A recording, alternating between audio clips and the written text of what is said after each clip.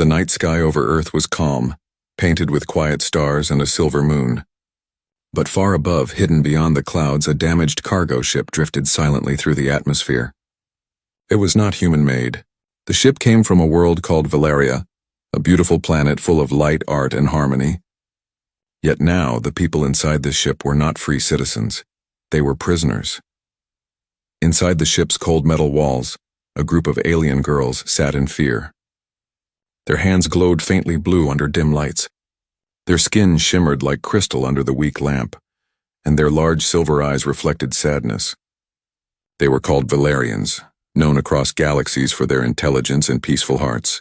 But tonight they were being traded like objects. The smugglers who controlled the ship were not kind beings. They were criminals from many species driven by greed. They planned to sell the Valerian girls on Earth, where a secret network of black market traders dealt in rare alien captives. To these smugglers it was only business, but to the Valerians it was the end of their freedom. One of them, Lyra, sat near a small window watching the stars blur into streaks of light. She was young, brave, and quiet. She remembered her home, its floating gardens and soft blue rivers. Her voice trembled as she whispered in her language, "Will we ever see the sky of Valeria again?" Another girl, Saren, tried to smile. "Maybe humans are kind," she said softly. "Maybe they will help us," but the others shook their heads. The stories they had heard about humans were not gentle. Rumors across space said that Earth was a planet of war, a world still learning kindness. None of them truly believed there was hope waiting below. Suddenly, the ship's alarm screamed.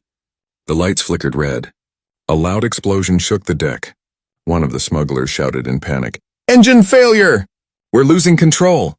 Lyra fell to the floor, gripping a rail as the ship spun violently. The stars vanished, replaced by a burning view of Earth's atmosphere.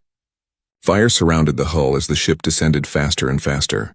The smugglers tried to escape in smaller pods, leaving the captives behind. Lyra and the others screamed as gravity pulled them down. Then everything went white. When Lyra opened her eyes again, she was lying on soft grass under a strange sky. The ship had crashed in a forest. Smoke rose from the wreckage and small fires flickered among the trees. Around her, the other Valerian girls were waking up, frightened but alive. The air was heavy, and the scent of earth and rain was strange to them. Lyra touched the ground and whispered, "This is Earth." They were free from the smugglers, but lost on an alien world. For hours they wandered among trees, trying to understand their surroundings. The stars above looked different from their own sky. Strange sounds came from animals in the dark. The Valerians stayed close together, whispering softly in their musical language.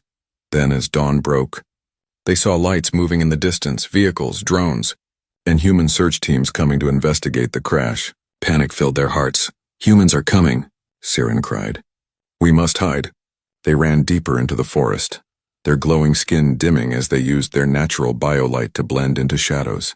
They didn't know that the humans approaching were not soldiers or hunters, but scientists from a nearby research base.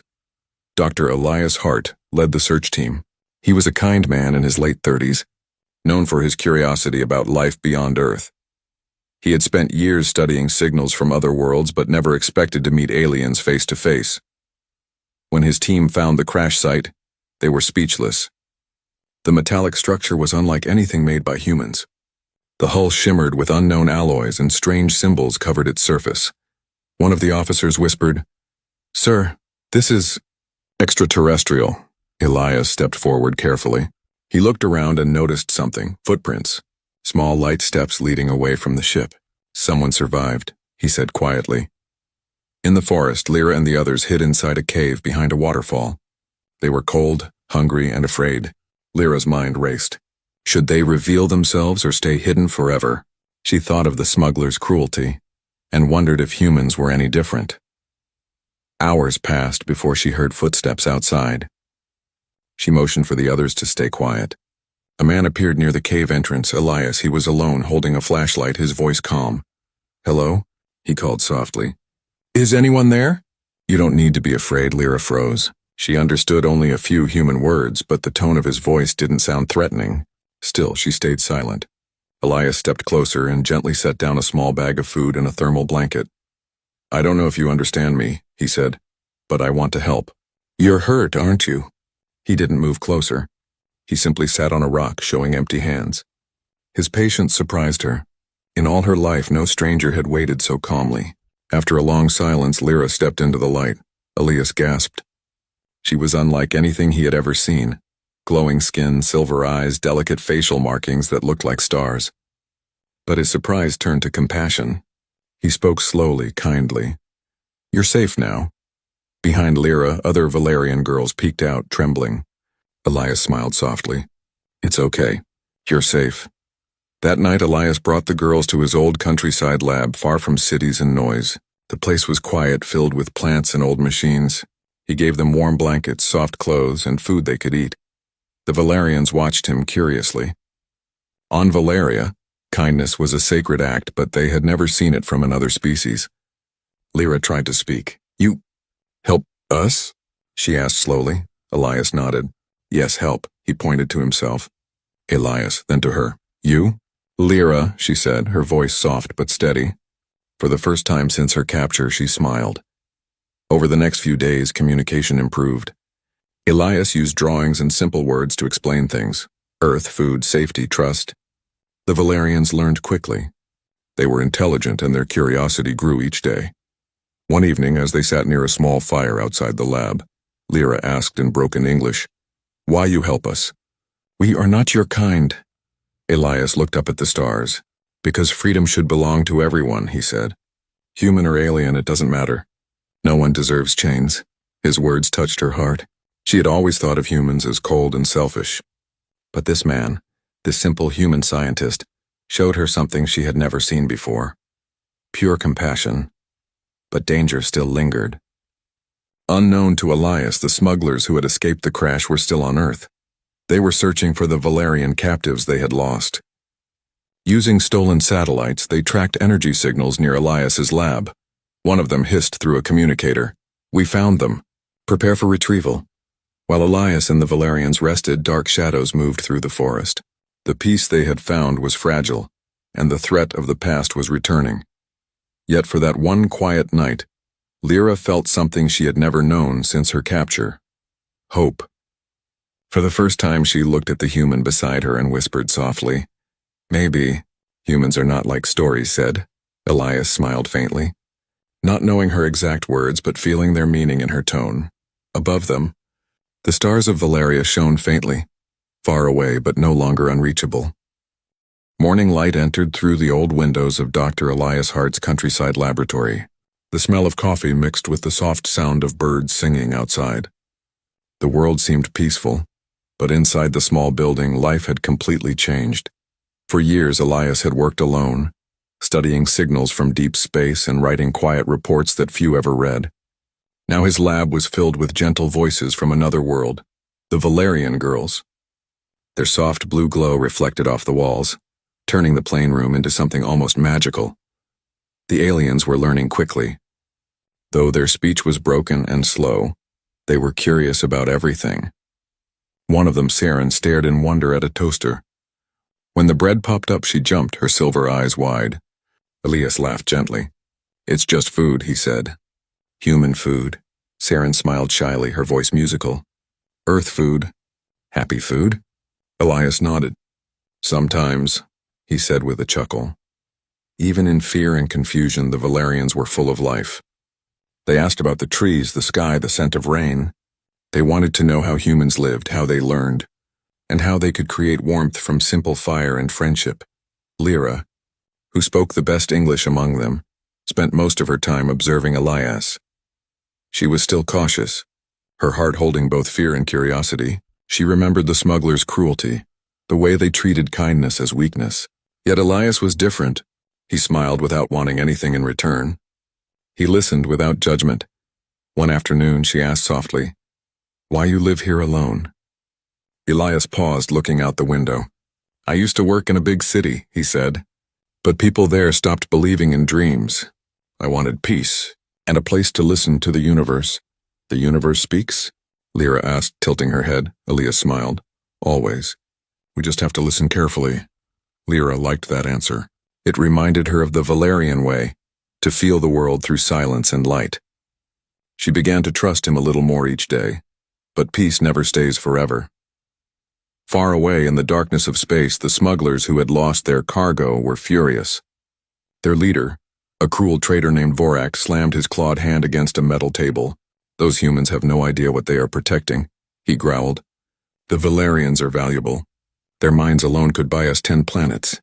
One of his henchmen showed him a hologram, faint energy readings near Earth's surface. "We traced the crash survivors to a rural area," he said. "We will recover them soon." Vorak smiled coldly. "Then prepare the ship." No more mistakes, the hunt had begun. Back on Earth, life continued quietly. Elias taught the Valerians simple words, and in return, they shared stories about their home. They described Valeria's floating gardens, where crystal flowers grew in the air, and singing rivers that produced music when the wind touched them. At night, they sat by the fire telling tales of peace and light. The humans had never heard such beauty. Elias recorded their songs, knowing they might be the only voices of their kind left in the galaxy. Sometimes Lyra would look up at the stars and whisper, "We thought humans destroy everything, but maybe humans protect too." Elias didn't always understand her words, but he could feel their meaning. Humanity's heart was showing her something new, compassion without reason.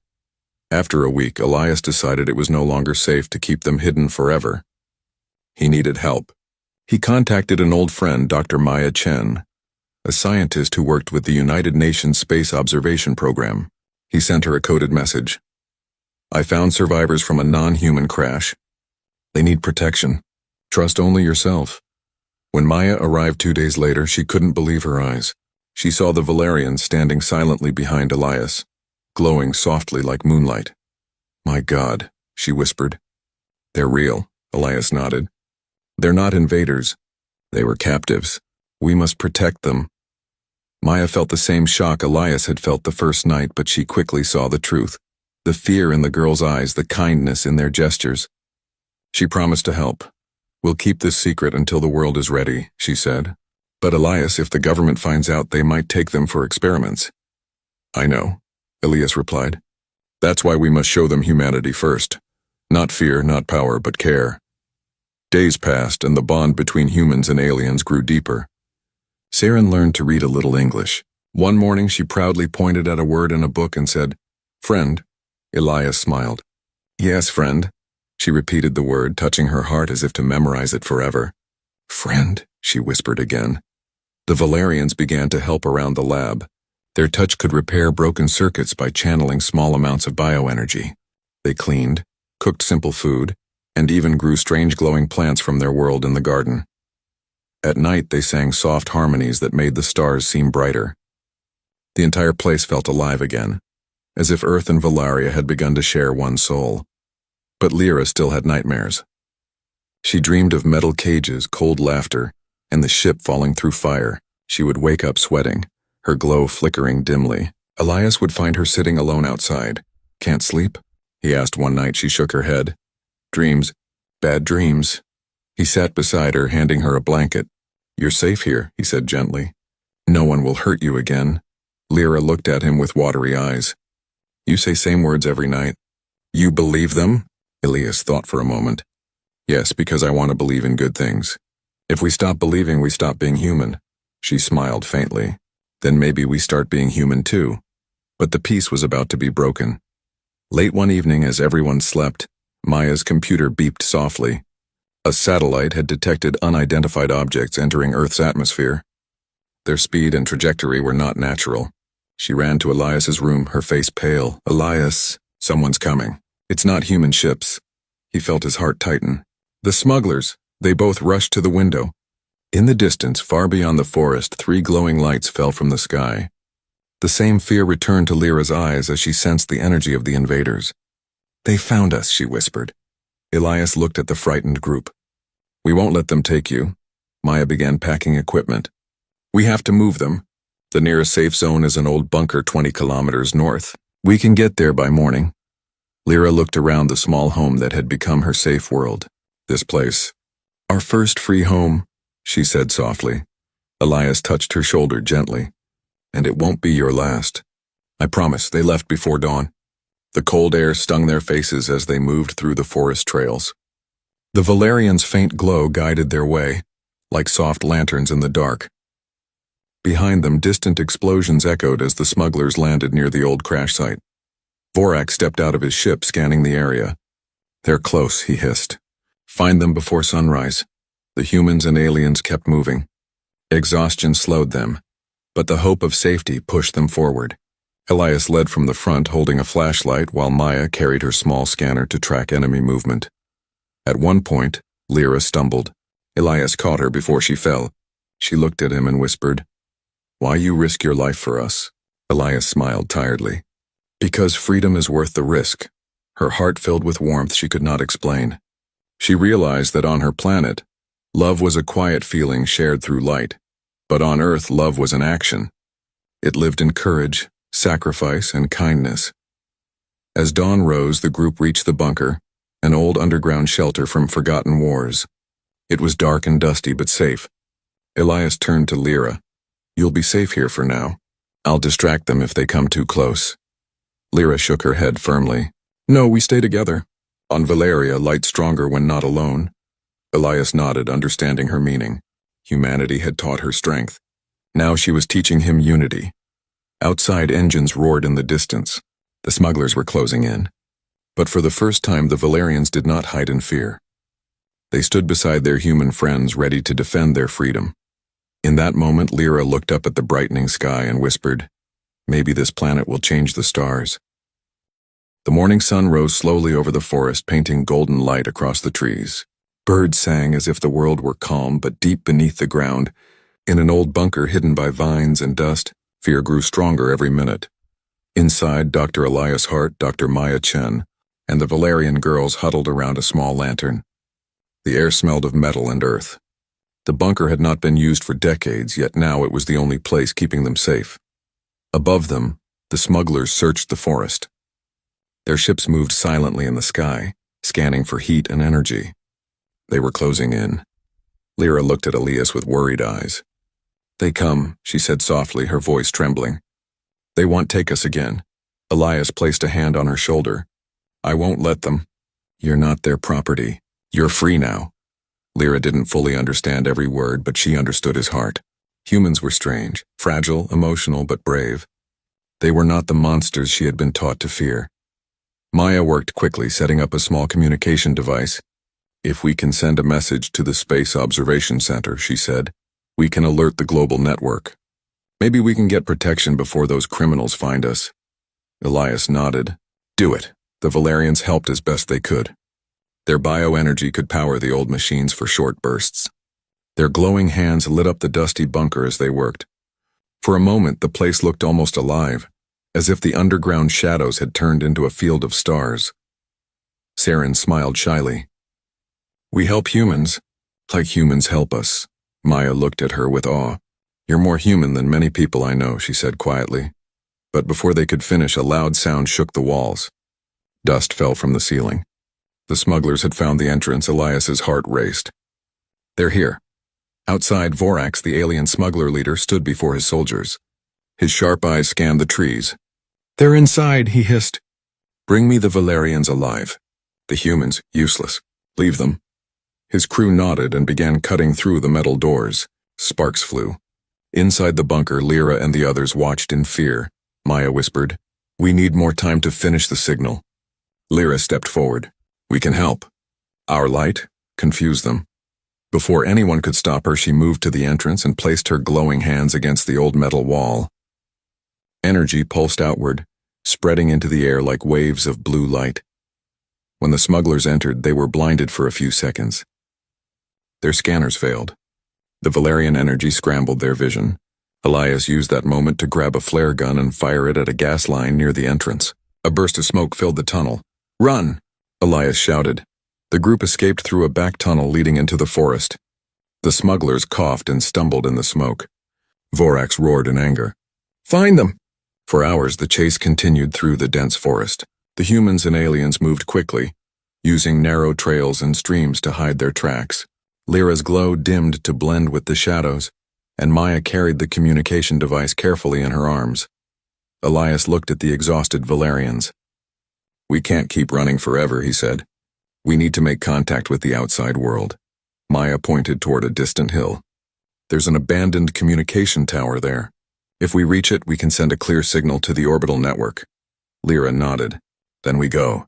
The group pushed forward, their steps heavy with fear but guided by hope. Every sound, every snapping branch made their hearts jump.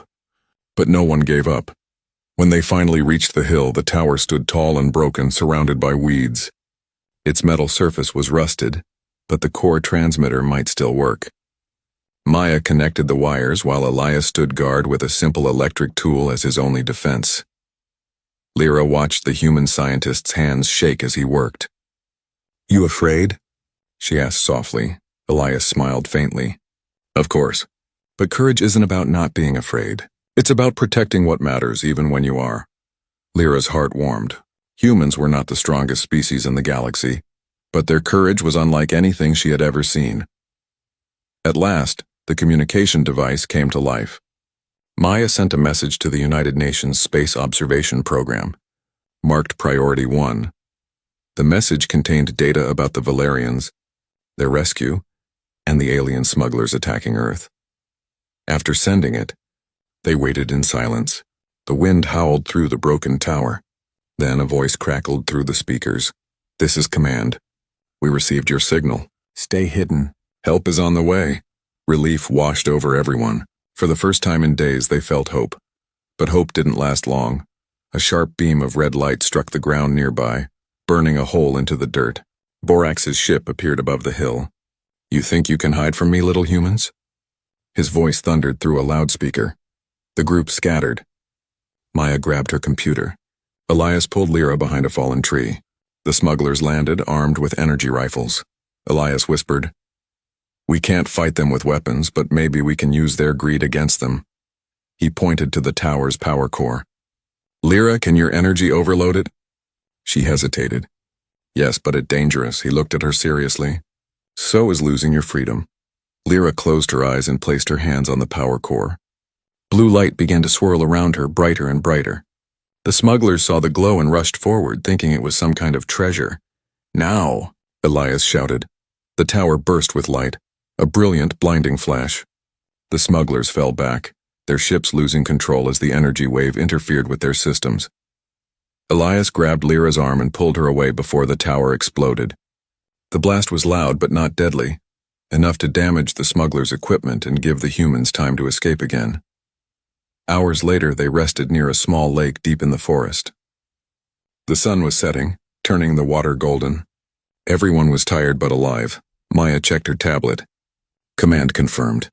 A rescue ship from the Space Observation Fleet will arrive tomorrow morning. Elias smiled faintly. Then this nightmare might finally end. Lyra sat beside him, her reflection glowing softly in the water. "You risk everything for us," she said quietly. "You could hide, but you stay." He looked at her, tired but gentle. "If I hid, I'd lose what makes me human. And maybe what makes us human is exactly what the galaxy needs." Lyra looked up at the sky. "On Valeria, we believe stars remember brave hearts. Maybe the stars will remember you." He laughed softly. "I hope they remember you too." For a moment, silence filled the air. Peace had returned, even if only for a night. But far above the clouds, the story was not yet over. The distress signal from the smugglers reached the interstellar network. And with it, the truth of what had happened on Earth. Governments, alien traders, and explorers across space now knew that humans had protected alien slaves instead of selling them. On distant planets, people began to whisper, "Humans. They defended others? They fought for freedom." The legend of Earth was beginning to change. As the night deepened, Lyra sat beside Elias, watching the stars. "We ran from chains," she said softly, "but found hearts instead." Elias smiled, his voice quiet. "Maybe that's what makes humanity different. We don't need to be perfect to do the right thing." In the distance, a faint light appeared, a ship descending from orbit, coming to rescue them. Tomorrow would bring new challenges. But tonight, beneath the open sky, hope lived again. The Valerians were no longer captives, and the humans, once feared as destroyers, had become their saviors. The next morning came with a strange mix of calm and fear. The forest was silent, but the air felt heavy as if the world itself was holding its breath. The soft sound of waves reached the hidden lake where Dr. Elias Hart, Dr. Maya Chen, and the Valerian girls waited. High above the clouds, a silver rescue ship descended quietly through the sky. Its smooth shape reflected the morning sun like a falling star. The ship belonged to the United Earth Space Fleet, sent to protect the survivors. Lyra stood beside Elias, her eyes wide with wonder. "Human ship?" she asked softly. Elias nodded. "Yes, they're here to help." For the first time in days, hope returned. But far beyond Earth's orbit, the smugglers were not ready to surrender. Vorax, their leader, sat inside his large carrier ship surrounded by smoke and broken equipment. His crew reported heavy losses. "The humans destroyed our scanners," one of them said. "We can't track the Valerians anymore," Vorax growled. "Then we attack Earth itself. Let the humans learn what happens when they steal from us." His ship turned toward the planet. Engines roared like thunder as dozens of small fighters prepared for battle. The war was coming. On Earth, the rescue team found Elias's group near the lake and brought them aboard the shuttle. Inside, everything was clean and bright. Medical officers examined the Valerians with kindness, offering food and blankets. The aliens looked around nervously at first, but the gentle smiles of the humans calmed them. One young pilot looked at Lyra and said kindly, "You're safe now. You're under Earth's protection." Lyra repeated the word protection slowly, as if tasting it. "Protection? From bad people?" The pilot nodded. "Yes, from all bad people." Elias watched the scene quietly. A small smile touched his lips. "Maybe this is what humanity was meant to do," he whispered. "Not to conquer stars, but to guard them." Hours later, as the ship rose toward the upper atmosphere, alarms began to flash red. The captain's voice echoed through the speakers. "Enemy ships approaching. Unknown origin." Elias's heart sank. "Vorax," he said softly. The human crew moved fast. The captain ordered, "All hands to battle stations. Protect the civilians." Through the large window, Lyra saw the black shapes of enemy fighters entering the sky. They fired bright red beams that cut across the clouds. The human ship dodged quickly, returning fire with defensive drones. Inside the command room, Maya helped track the enemy movement on the screens. "They're targeting our engines," she said. The captain frowned. "We can't outrun them. We need to send a signal to the orbital defense grid." Elias stepped forward. "Let me help. I know their energy patterns." He had studied the smugglers' equipment since the crash. Using that data, he helped the crew adjust their shields to resist the enemy's attacks. Lyra watched in awe as humans worked together. Pilots, scientists, soldiers, all moving as one. On her planet, such unity was rare. She turned to Saren. "Humans fight, not for power," she said softly. "They fight for others." Outside, the battle grew fierce. The sky burned with flashes of light. 2 human defense ships arrived from orbit, joining the fight. They moved with speed and precision, using Earth's gravity to their advantage. Vorax's voice crackled through the radio waves. "Surrender the Valerians or your planet burns." The human captain answered calmly, "We don't trade lives. Not on Earth." Vorax laughed, his tone cruel. "Then you will die with them." His fleet began to descend, preparing to strike major cities below. But humans were ready. The orbital defense grid, a ring of satellites and energy barriers, activated for the first time in history. Beams of blue light formed a shield around the planet. Elias and Lyra watched from the window as streaks of light collided above the atmosphere. The battle wasn't just metal against metal. It was a war of values, greed against compassion, cruelty against courage. In the control room, Maya found a weak spot in the smuggler's system. "Their command ship's reactor is unstable," she said. "If we overload it remotely, it could end the fight without destroying them." Elias nodded. "Can we do it?" "We'll need someone to manually align the signal from our communication dish," Maya replied. "It's outside the hull." Before Elias could volunteer, Lyra stepped forward. "I will go." Elias turned sharply. "No, it's too dangerous." Lyra met his gaze, her silver eyes steady. "My light can carry the signal faster. I can help end this." For a moment he wanted to stop her, but then he saw the same bravery in her that he had seen in countless humans before her. She was no longer a victim. She was free, and she was choosing her own destiny. "Be careful," he said softly. She smiled. I learned from humans. Lyra stepped into the vacuum chamber sealed in a transparent suit designed for low orbit. As the air hissed out, the stars surrounded her like diamonds. She floated gently above the ship, the curve of Earth glowing beneath her. Using her natural bioenergy, she linked to the communication dish and sent a pulse through space. Her glow brightened until she looked like a living star. The human crew watched in awe as data flowed through her hands, connecting the ship's system to the enemy reactor. Maya shouted, "Signal locked! Now!" Elias commanded. A burst of energy shot from their ship, striking the smuggler's command vessel. Vorax's eyes widened as his screens went dark. What are they doing? The human signal overloaded his reactor, forcing him to shut down all weapons to prevent an explosion. His fleet fell into disarray. One by one, their engines powered off and their ships drifted helplessly in orbit. The battle was over. Human ships surrounded the smugglers and took them into custody. The United Earth Fleet had won, not through destruction but through intelligence and restraint. When Lyra returned inside, the humans cheered. Elias helped remove her helmet.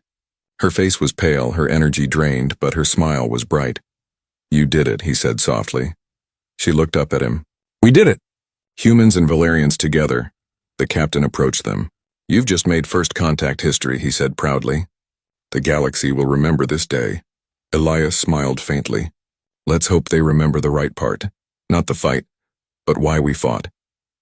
Later, the ship landed safely at a global peace base. Governments around the world agreed to protect the Valerians and any other refugees who sought safety on Earth. News spread quickly across the planet and beyond. For the first time, humans were seen not as conquerors but as defenders. Across distant worlds, people spoke with surprise and respect. The humans fought for others. They protected the weak. Maybe Earth has changed. On Valeria's old communication channels, hidden survivors heard the news and began to hope again. That night, as peace returned, Elias stood outside the base, watching the stars. Lyra joined him quietly. The air was cool and the sky was clear after the storm of battle.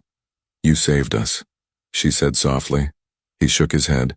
"No, you saved us from becoming the kind of people we once were." Lyra didn't fully understand, but she felt his meaning. Humanity had proven something today, and not just strength but heart. "You humans," she said gently, "have small bodies, but big hearts." Elias laughed softly. "I'll take that as a compliment." They both looked up at the endless stars. Neither spoke for a long time. The silence between them was not empty. It was peaceful, full of trust. For the first time since the crash, Lyra didn't feel like an outsider. She felt part of something larger, something shared, the light of humanity itself. In the following days, international leaders met to sign the Interstellar Protection Accord, promising that Earth would shelter victims of galactic slavery and outlaw any trade of sentient beings. The Valerians were granted full rights as guests of humanity. Elias gave his research to the world, showing that compassion was the greatest form of intelligence. Maya helped start a new project, a bridge of communication between Earth and other civilizations. Humanity had taken its first moral step into the wider galaxy, not by building weapons, but by protecting the helpless. And among those who had witnessed it all, one alien girl would forever tell the story of how she found freedom and light among the humans of Earth. The first light of dawn spilled over Earth's horizon, soft and golden, warming the green forests and sparkling lakes below. For the first time in weeks, Lyra and the other Valerian girls felt completely safe. They were aboard a secure United Earth Space Fleet facility, far from the dangers of smugglers and warships. Elias Hart and Dr. Maya Chen walked beside them through a quiet garden inside the compound. Flowers swayed in the soft morning breeze and small birds chirped happily. The air smelled clean, like the promise of a new beginning. "You humans, always strange," Lyra said softly, glancing at Elias. "You fight, you hope, and you help. You show courage with heart." Elias smiled faintly. "We are not perfect, Lyra, but we try. That is what makes us human." Saren, standing nearby, tilted her head in thought. "On Valeria we were captured. Chains everywhere, but here, chains break, hearts open." Maya nodded. "And now no one can take your freedom away. That is the most important thing." Over the next few days, the Valerians explored their new home. They were curious about everything, the plants, animals, and even the human food. They laughed at simple things: bubbles in water, colorful lights in the city, or a bird hopping along a branch. But more than anything, they were learning the ways of humanity. They saw humans work together, sharing tasks, protecting one another, and celebrating life even after danger. Lyra began to understand what Elias had tried to teach her all along. Humans were not perfect, but their strength came from caring, protecting, and creating hope. The Valerians also began teaching humans about their world. They shared ideas of peace, energy, healing, and communication through light. Slowly, the humans realized that freedom and knowledge were a universal language. One afternoon, Elias brought the girls to the observation deck. The planet stretched endlessly below them, a living, breathing home. The sun reflected off the oceans and clouds drifted lazily across the sky. "Look," Elias said, pointing at the horizon. "This is Earth. Your new home if you want it." Lyra took a deep breath. We are safe here. We learn, we help." Her voice was soft but determined. "And we tell others that humans protect, not harm." Elias felt a lump in his throat. In all his years studying life, he had never met beings who could so quickly understand the truth of humanity. And yet, here they were, aliens from another world, choosing to trust him and the humans around him. But freedom came with responsibility. The Valerians now worked with the human scientists to help rebuild and improve space defenses and develop new communication technologies. They shared knowledge of energy sources, helping humans create clean and efficient systems. Lyra spent long hours with Elias, learning to combine human tools with Valerian energy. She found joy in creation, not destruction. On Valeria, she told him one evening, "We build to share. You humans build to protect. Together, we can do more." Elias smiled. "And that is exactly what we will do." News of the Valerians' rescue and their story spread across Earth. People everywhere celebrated humanity's courage and compassion. Schools taught about the events, newspapers wrote about it, and artists painted images of the glowing aliens standing side by side with human heroes. For the first time, the world felt connected, not by fear or conflict, but by shared hope and moral courage. Humanity had proven that it could rise above greed, cruelty, and violence. Even other civilizations beyond Earth were beginning to notice. Messages arrived from distant planets, some of which had only known humans as aggressive conquerors. Now they were learning a different story. Humans fight for freedom, protect the helpless, and honor life. At night, Lyra sat with Elias outside the compound, watching the stars. The moonlight reflected off her pale skin, and her soft glow mingled with the gentle light of the earth below. "You humans, you changed my heart," she said quietly. Elias turned to her. "No, Lyra, you changed mine. You reminded me why we must fight for good, why we must care even when it is difficult." She looked at him thoughtfully. "Humans love with action. Valerians, we think with light. But together, maybe light and action are same." He nodded. "Perhaps, and maybe that combination is exactly what the galaxy needs." A soft silence fell. The stars above seemed brighter, as if acknowledging their presence, their courage, and their friendship. Weeks passed, and the Valerians adapted fully to Earth. They learned to speak fluent English and shared their culture with humans. The Valerians introduced the concept of light meditation, teaching humans to focus their energy and calm their minds. The humans shared stories of courage, inventing new devices inspired by Valerian technology. In the evenings, Elias and Lyra would sometimes sit quietly, reflecting on their journey. Lyra had grown stronger, wiser, and more confident. She understood now that true freedom meant not just escaping chains, but choosing to stand and protect others. "You saved us," she whispered one night. He shook his head. "No, we saved each other." Her eyes glimmered. "Then maybe we are one, humans and Valerians together." Elias smiled. "Yes, together." Meanwhile, Vorax and his smugglers had been captured and were being tried by a galactic court. Earth's courage in defending the Valerians became a legal precedent, demonstrating that all intelligent beings had a right to freedom and protection. Across the galaxy, oppressed species began looking toward Earth for hope. If humans could rise above greed, violence, and fear, perhaps other worlds could too. The story of the Valerians and the humans became a symbol, not of war, but of morality, courage, and unity. One evening, As the sun set over the horizon, the Valerians gathered with Elias and Maya on a hill overlooking the city. The sky was painted in shades of pink, orange, and purple. The wind whispered softly, carrying the scent of flowers and fresh rain. Lyra turned to Elias. "We leave shadows behind. We walk toward light, and we walk with humans." Elias placed his hand over hers. "Then let us walk together and show the galaxy that freedom and love are worth fighting for." The Valerians smiled. Saren and the others nodded. For the first time since leaving their home planet, they felt complete, safe, free, loved. Around them, Earth seemed alive. Trees swayed gently, rivers sparkled, and the distant cities shone with life. Humanity's courage had changed the world, and perhaps one day the stars. In the following months, the Valerians became ambassadors for peace, working with humans to build bridges across species and planets. They shared their knowledge, inspired new technology, and helped teach humans to see beyond themselves. Lyra, standing at the forefront of this new alliance, often looked back at the journey that brought them here. The crash, the fear, the chase, the battles, and smiled. Every step had led to freedom, trust, and love. Elias stood beside her, watching her glow softly under the evening sky.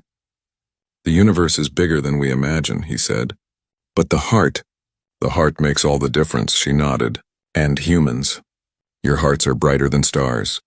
The galaxy began to speak of Earth not as a planet of chaos, war, and fear, but as a planet of hope, courage, and morality.